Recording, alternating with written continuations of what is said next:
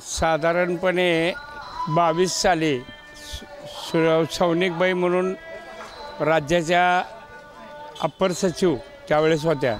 त्यांनी एक कॅरिडॉर नावाचा एक विषय आणला होता. त्यावेळेस आम्ही याला विरोध केला. आमच्याबरोबर वारकरी संप्रदाय, इथली सर्व नागरिक, महिला मंडळ जे जुने आहेत, ह्या सगळ्यांनी मिळून विरोध केला. का विरोध केला तर भारत देशात जे काय कॅरिडॉर झालेले आहेत, ह्या कॅरिडॉरच्या अगोदर 40 वर्ष इथे कॅरिडॉर झालेला आहे.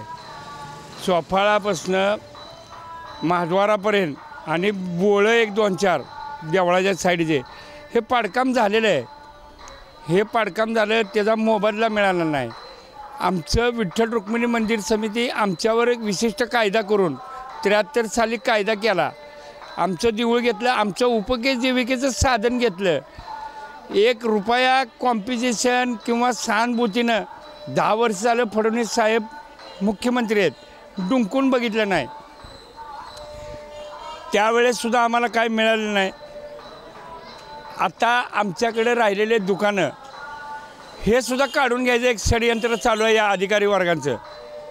ह्या अधिकारी वर्गांना जसजसे आम्हाला कागद येतील, आता उदाहरणार्थ परवा नगरपालिकेत एक मॅप लावला, तो मॅप आम्ही चंद्रभागेत स्वाधीन केला. जसजसं आम्हाला नोटिसा येतील आम्ही तसतसं संप्रदायाच्या, पांडुरंगाच्या, नामदेव पायरीच्या, चोखा मेळ्याच्या विविध स्थळी हे अर्पण करणार आहे. आम्हाला हा कॅरिडॉर हे पाडकाम आम्हाला सहन होणार नाही. अजून याच्या बाबतीत आम्ही तीव्र आंदोलन करणार आहोत.